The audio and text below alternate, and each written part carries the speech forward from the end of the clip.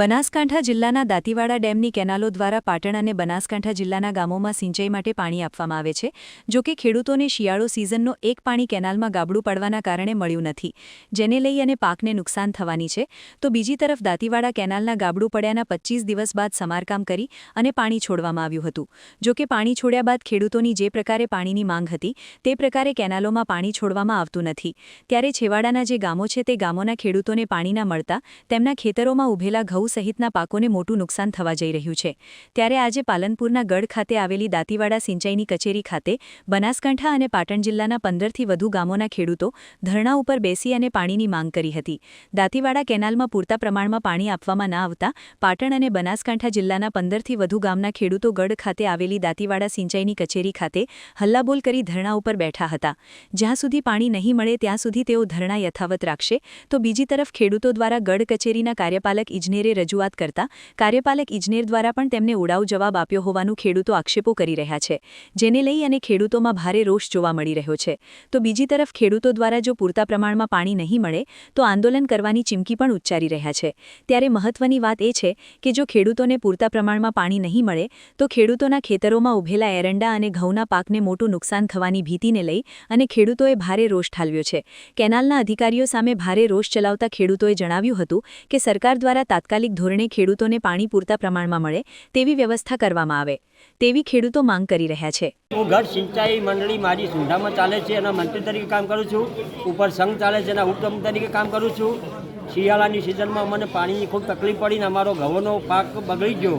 એરંડા તો ઠીક છે, પણ ઘઉંમાં દરેકને 1-2 બોરી વીઘે નુકસાન વેઠવાનો આવ્યો. બાજુમાંથી જેને આના આધારે જો ખેતી કરી હોય તો એ લોકોને પાણી તો મળતું નથી, એનો પાક તો નિષ્ફળ ગયો. ઉનાળામાં પાણી આપવાનું કીધેલું છે, લોકોનો પાક વવરાઈ ગયો.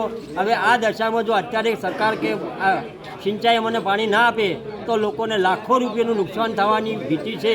તો સરકારને આનો જવાબ આપવો પડશે અને સરકાર અમને પાણી નહીં આપે તો અમે ઉગ્ર આંદોલન કરીશું અને સરકાર પાસે અધિકારી પાસે જવાબ માગીશું. શું નામ? જોતાના વધારભાઈ હરિભાઈ. મીડિયાના માધ્યમથી હું ખેડૂતો વિશે એક વાત કરવા માગું છું. ગઢ વિભાગના લગભગ 25થી 30 ગામના ખેડૂતો અહીંયા 200-250 ખેડૂતો આવ્યા છે પાણી રજૂઆત કરવા માટે.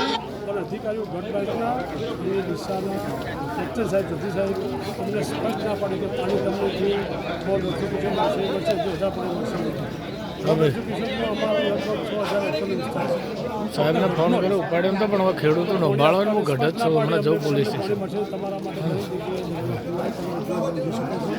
હું બધું વાત કરી કે સાહેબ તમે શિયાળો પાક બગાડ્યા, નવ પાક બગાડ્યા, અમારે કંઈ જોવાનું અમને જો પાણી જોઈશે ને અમારે પાણી આપવાની કોઈ કેપેસિટી નથી. આ લોકોએ કેનાલ રિપેર કરાવી દે તો એવું કહે છે કે કેનાલ ફેર ગાબડું પડ્યું. સાહેબ કેટલો ગોળ અંધેર, કેટલો ગોળ ભ્રષ્ટાચાર ચાલે અહીંયા ડીસા ડિવિઝનની અંદર કે કેનાલ બનાવી લાખો કરોડના ખર્ચા બનાવી રિપેર કરી કોઈ કેનાલ તૂટી ગઈ. એવું ભયંકર કામ છે. કેટલી લેજીસ્લેશન છે, કેટલા વેટ મોટા કરતા હશે. તો અમારે દરેક સરકારી અધિકારીને મુખ્યમંત્રી સાહેબ, સિંચાઈ મંત્રી સાહેબ, સર્કલ ગાંધીનગર સાહેબને અમારી ખાસ રજૂઆત કે આ લોકો તાત્કાલિક એક્શન લઈ તાત્કાલિક ખેડૂતોના વારે આવી અને એનો યોગ્ય જવાબ અમને આપે એ અમે માગણી સ્વીકારે. શું નામ? અમારી માગણી સ્વીકારે તો અમે આંદોલન કરીશું અને ઉપવાસમાં બેસીને ગઢ ડિવિઝન એવી અમારી ખેડૂતોની માગણી છે. શું નામ? તરસીભાઈ પટેલ.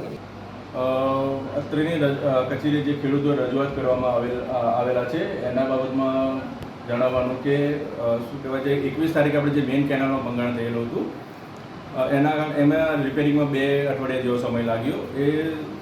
શું કહેવાય એ રિપેરિંગ કામ પૂર્ણ કરીથી પાણી ચાલુ કરવામાં આવેલું હતું. પરંતુ જે રિપેરિંગ કામ કરવામાં આવેલું હતું એ મૂળ તાજું છે, એટલે એમાં પાણી રૂટીન થતાં થોડો સમય લાગે છે.